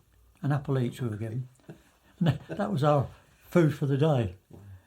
And from there, we weren't even allowed to sit down on the wet grass and eat it. We were stood there still on parade. And we ate these jam sandwiches, rain pouring down us. And then I don't think we ate the apples, we shoved them down the pocket for later. And then we had to throw all this gear off. And of course, the next minute we were absolutely saturated in the rain. And we just stood there and everything, boots filled up with rain. Fortunately, originally we were going to wear overall trousers, but we didn't. We went to the new number 1 trousers and boots. Harley B's boots, but that was good. Yeah. Because we had the household cavalry behind us in their boots. And at the end of the parade, most of them were going off. Their feet were absolutely covered in blood, carrying the boots, the knee boot. We had them. We were all issued them, but we didn't wear them. So I take it when the actual parade or the coronation was going on. You were part of lining the route. Was that your? No, we were actually on the parade. Oh, right. 13 mile it was. Wow. And we started off from Hyde Park.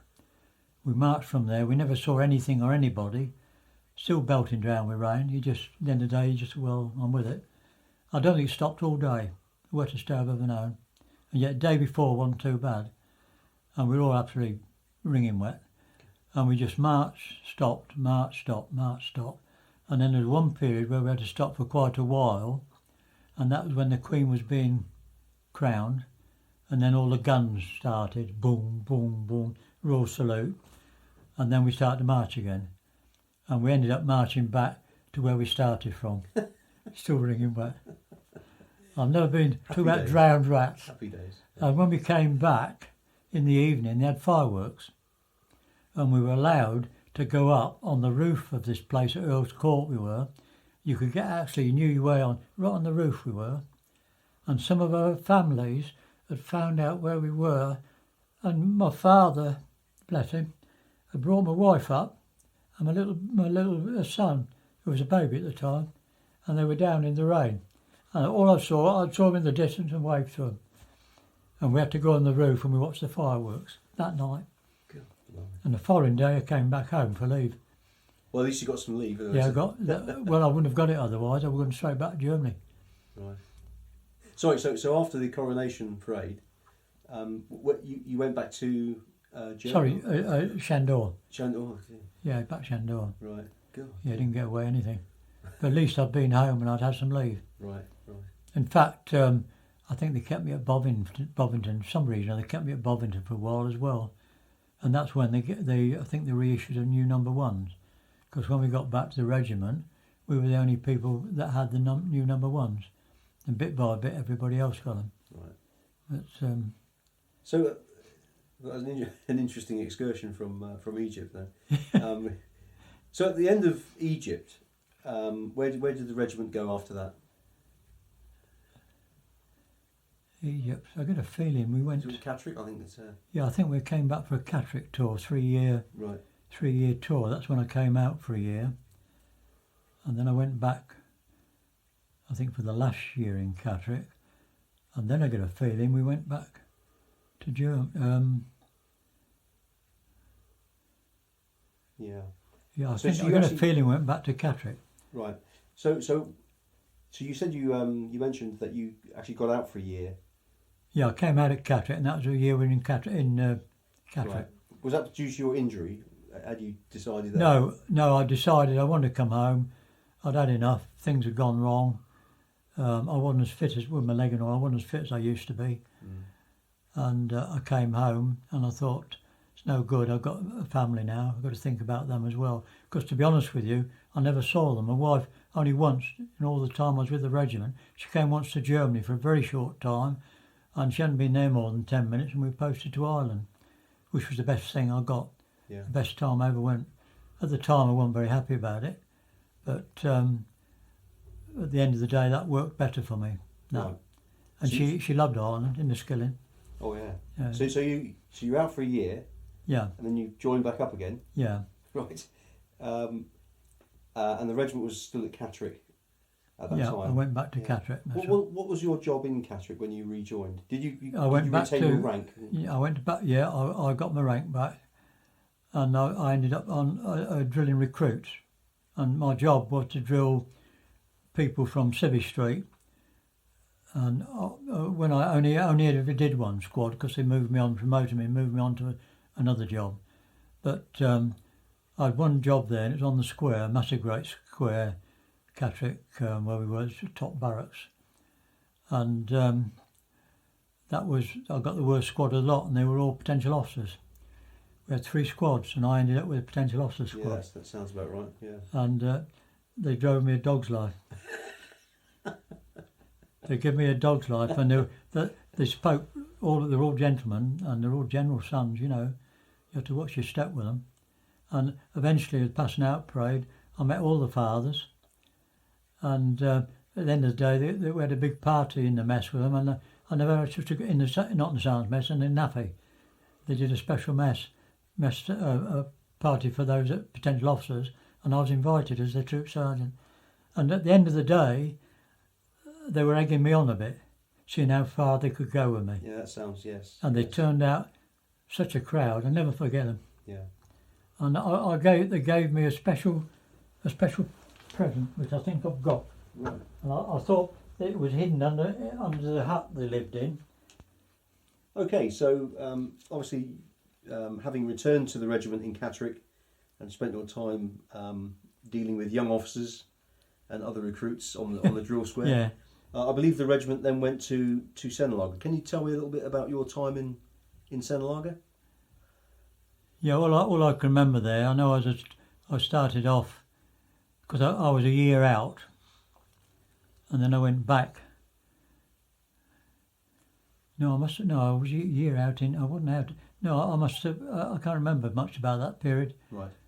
That's all right. I get a feeling I must have gone back to the horse or somewhere, or something. But at the moment, I just can't visualise it. Okay. But at some stage you were then you were C Squadron Sergeant Major, and I believe you then were posted away to the North Irish Horse. I went to the North Irish Horse. I get a feeling I was up in Aden when I was posted back one stage. North Irish Horse. Right. Yeah, I was on the landing craft. We had a striker and the there were two landing craft we had, and I used to go on on the landing ships. Right. I did those. What was it Bahrain. going with the your first ERE posting away from the regiment to the North Irish Horse? Was it very different? I mean, it must have been very different working with effectively a TA unit. How did you find life with the North Irish Horse? The North Irish Horse, in all aspects, were if anything better than being with the regiment. They were. I think we had 300 men. You had 2 nights drills, and Saturday and Sunday there was those parades. We used to have regimental parades And when they were on parade, it was like being with a regiment, full regiment. We used to march on the guidon, as they called it, not standard. We had our own band in those days, North Irish Horse Band, and it was just like being with a regiment. And if there was a parade, there were 400 men on parade. They were very, very keen. Really? Oh yeah. Of course, they were paid extra for it, and they had to do. I think they had to get in not less than 12 periods, 12 parades over a certain period. Yes. And then every so often we went off 2 or 3 months camp all over the place. We used to come to England, even down at Bovington. We were down there at one stage on the gunnery ranges, Lowworth. And what vehicles did the North Irish Armoured Horse cars. Armoured cars. Yeah, DACs and dingoes and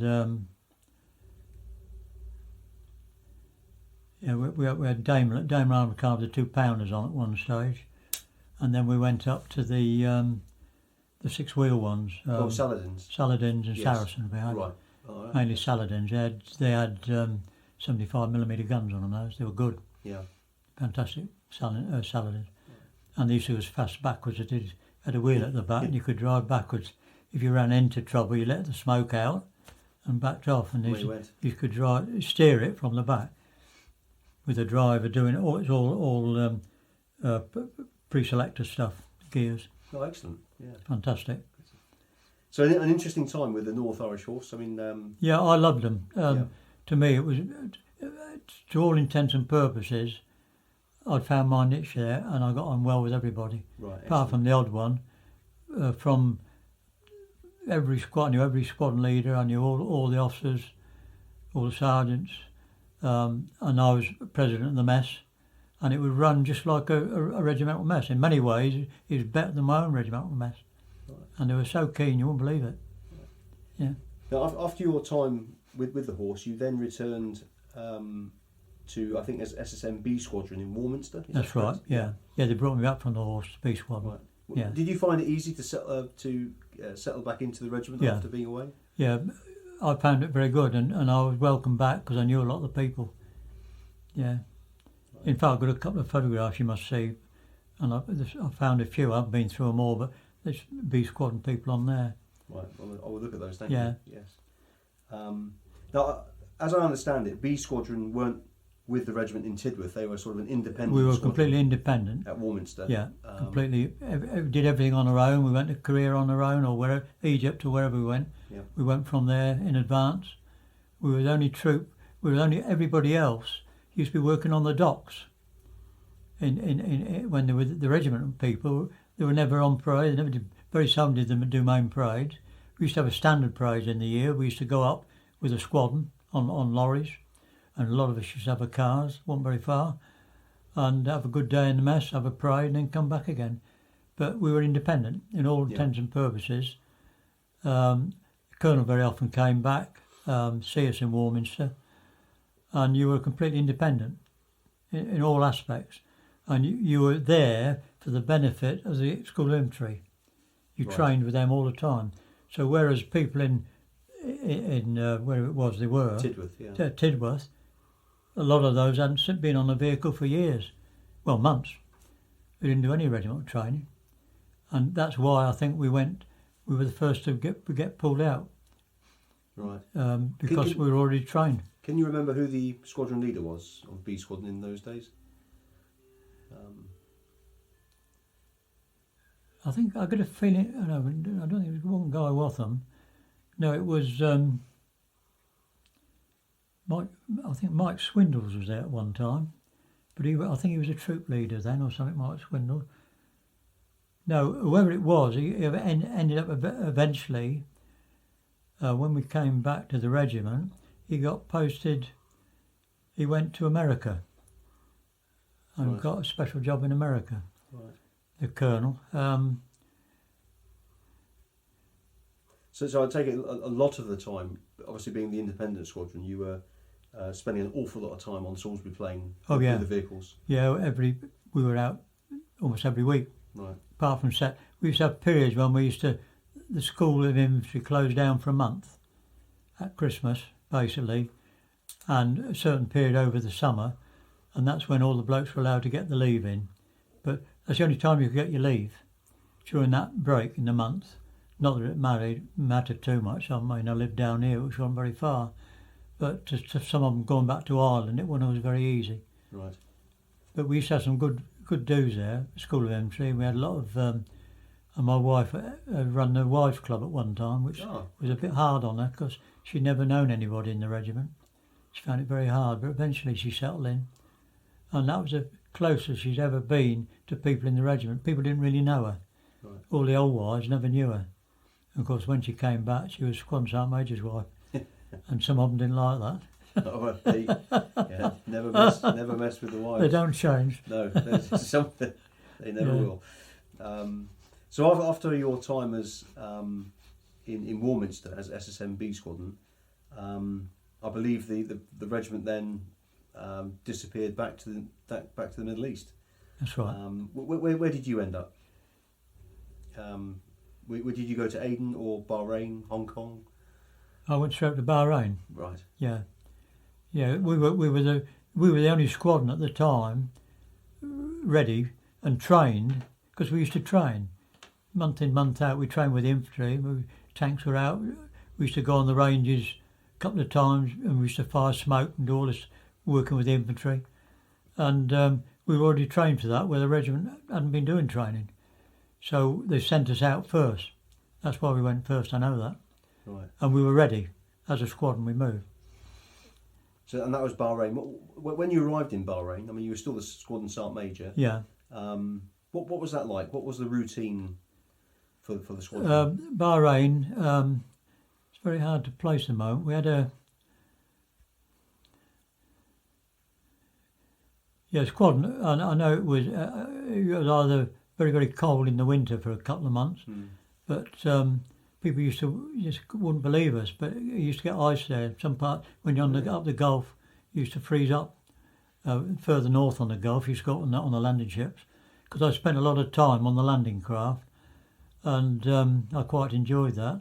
I used to get my tot of rum every day as a warrant officer, so I was part of the crew. I used to get tot of rum every day. And I enjoyed it on the boat, but coming back to the barracks, it was basically we had a individual barracks where the lads lived in, and we had our own messing arrangements and things like that. So, and we were still away from the regiment when we were in Bahrain. But yeah, because as I understand it, the regiment was sort of split up, wasn't it? You had really squadron in Aden, squadron in Hong Kong. That's right. Yeah. Yeah, Bahrain. We lived on the island. It all belonged to the Raja there, the island, and everything we did was everywhere we went. Used to have their police. They were like soldiers, and they dressed like soldiers. Everything they did, they weren't very far. On horses, they used to be. Yeah. And everything you did, exercises or whatever, within reason. We didn't do many exercises on the island. What we did, there was always their police weren't very far away. They never missed a move, what we did. And you had to get special permission to do what we did. And they were glad we arrived, because we used to go to the German-run hospital for the Arabs, because the Arabs would not give blood. They won't give blood, but they needed blood.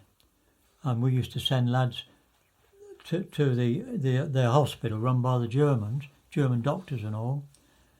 And most of us had a few odd words of German. We used to they always welcomed us. We used to go in trucks, and we used to give blood. And they paid quite a lot of money for every pound of blood they got from you. Their government paid for it. They needed the blood for their people. Yeah. But they couldn't take blood from their own people. They'd have our blood, but they wouldn't give blood. The Arabs. Oh, interesting. Yeah. And you used to get somewhere or other. I got a. Yeah, before you go, I might try and find. I've still got that. I think I got one of my blood donation cards, and every time you went in, they put a leaflet in to thank you for your blood, signed by this German doctor. And I think, I never took the money, and most of the lads wouldn't touch it. What they did, we give it to one of the local charities. Oh, well done. Yeah, we didn't. Yeah. that went. We didn't take it. We didn't need it. And the lads were glad to give blood, and they were glad to have it. And one or two used to pass out and they wouldn't do it. And a lot of people worried about the heat because sometimes it caught up with them. You know, you get a lad one day and he'd pass out and he'd give him blood and it affected him. Yeah. But blood never worried me. They'd only take you once every 3 months. Of course, one or two lads took money for it in the bar with it, but not many. Most of them wouldn't do that. Right. Most of them give it. We left it in there towards the charity thing. The German hospital always had a charity bag out, so what we gave, we just said put it straight back in again. Oh, well done, the skins. Yeah. Drain them off. But they were very glad to see us because nobody else would give them blood. Right. And they could only get blood from the regiments, like us, who were going up to Bahrain. English regiment went up and they give blood. And not all of them would give blood. So after your time in Bahrain, where did you go next? From Bahrain, yeah, I must have gone back to the horse, I suppose. Yeah, we went to Aden. Bahrain. Briefly. No, I don't think I went back. Oh yes, I would have gone back to Aden, and that's when I went back to Aden, and that's when I fell out with Henry. Right. Okay. That's right, and then from there I went to the horse. Right. But at this stage, you'd been promoted to. I was RSM. Yeah, the RSM of the regiment at the time. Yeah. So it'd be fair to say then that you had a parting or sort of slight disagreement with the commanding officer of the day. That's right. Right. Okay. Yeah, I'm quite happy about that. He might know of it. He's probably forgotten it now. To him, it didn't mean that much. I was just somebody in the sand. But it worked well for you because you then ended up as an RSM of the North Irish Horse. Yeah. Well, the only thing that hurt me, I was as good as RSM with the regiment, which I always wanted to have. Yes. I didn't want a commission. I never worried about commission. I was offered a commission 2 years running while I was in Ireland, with the regiment, and that was Waltham. Right. Guy Waltham, he came to see me in the mess at Lurgan once, in the horse mess. He came over to meet some of the permanent staff we had from the regiment, and I had to go into the officers' mess. And I sat in there, had a meal with him, and we discussed it. He wanted me to go back to the regiment as RSM. And I said, well, I'll have to think about that and discuss it with my wife. I said, because all these years gone, I said I didn't plan to do that. And he offered me captain, immediate from RSM, which at that time you used to get. Right. If you'd been RSM commissioned for so long, you weren't lieutenant, second lieutenant, whatever. You went direct to captain. Yeah. And there are one or two people after that did go that way. Right. I think obviously you had a lot of separation. I'd been away from the regiment too long. Yeah. Yeah. There'd been too many changes of place. But I knew Guy Waltham, and obviously he credited with me as a good sergeant major years and years earlier. I was a sergeant major for a long time in his squadron. And although he was a funny bloke, I worked very hard for Guy Waltham. And he had his ups and downs, but I must admit, I had a few sticky spells with him, and I stood up to him a few times, which he'd probably give me credit for, but I'd never directly run him down with anybody. No. And he came from the Guards originally during the war, ex-Guardsman, and he'd always that ex-Guardsman attitude. Colonel, you know, he wasn't a normal skins officer, if you know what I mean. I know exactly what you mean. Ex-Guards, yeah. Yeah. Oh, excellent. That's wonderful. So your time was, you obviously, having been with the North Irish Horse before, Yeah. It must have been like a homecoming. It was. They were glad to see me back. Yeah. I had some wonderful parties when I got back. Yeah. And I believe you spent the rest of your army career with the horse. Yeah. Right. So your final 3 years. 3 years. Well, over a 3 year period, I moved around a bit, but in that period, I mean, when I went back to Belfast eventually, the job I had was still as RSM of the horse, but the horse was disbanded by then. And although some were still terriers, and I was still involved with them, I didn't have a regiment at that time. I officially belonged to the Skins at that time, Right. but I was still listed as North Irish Horse. with the skins at that time. Right. And I was coming out anyway. I told Guy Waltham, because he offered me twice. He offered me, he said he wanted me back because he knew me and he knew what I'd done with the regiment in earlier days. Give him his dues. He was a funny man, but if you worked hard for him, he'd give you credit. Yeah. No, But he could be just the opposite. If you felt foul a guy, you'd gone. You never got anywhere after that. no second Very chance. hard man he was. Yeah. But I always found him, certainly in my position, I didn't crawl to him. I'd stand up to him, but I never fell, not to my memory, did I ever really fall foul of him. You had to watch your P's and Q's sometimes. But again, he was a command officer. So Yeah. what? Yeah. Well, that's your job, Yeah. isn't it? To tell That's them, right. to Yeah. demonstrate. That's fantastic. A lot of people didn't like him, and he even liked his wife less. I thought she was lovely. Right. Yeah. Looking back on your time, your whole career as a skin, how would you describe the character of the regiment, the ethos of being a skin? If you had to. Oh, nobody ever met the standards the skins set. There was always a standard, right from when I was recruited first of the skins. There was always a standard you had to live up to. Right. And regimental history when we first arrived was very important to the skins. Even going back to somebody or other, I think was on somebody, I can't remember who it was now, was on the when somebody in the regiment went to what's his name, went to the north, went to the South Pole, didn't they? When they went to the South Pole that time, and they Captain died. Oates. Yeah. Oates, Yeah. he was a skin. Absolutely. Yeah. Yeah. He was a Lawrence Oates. Yeah. And Lawrence Oates, there's a museum not very far from here. Absolutely. Yes. Yeah. Absolutely. And I used to go up quite often. I haven't been up the last few years. And I got known up there quite well. Yeah. Yeah. I think you're right. This comes across from a lot of people that actually Yeah. that the fact that we still to this day celebrate the life Yeah. of a man, Yeah. not so much the man, but what he did, Yeah. and that self-sacrifice I think carries through. Yeah.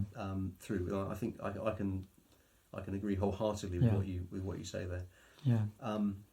Anyway, John, on behalf of the Regimental Oral History Project, I'd like Yeah. to thank you so much for today and allowing me to interview you. Yeah. I personally have found it a great honour and a privilege to speak with you. I mean, your recollections of what life was like when you first joined, your time in Korea, and the injuries you sustained, and life thereafter as a skin Yeah. have been fascinating. And Yeah. I thank you so much. Yeah. You've done me an honour. Thank you.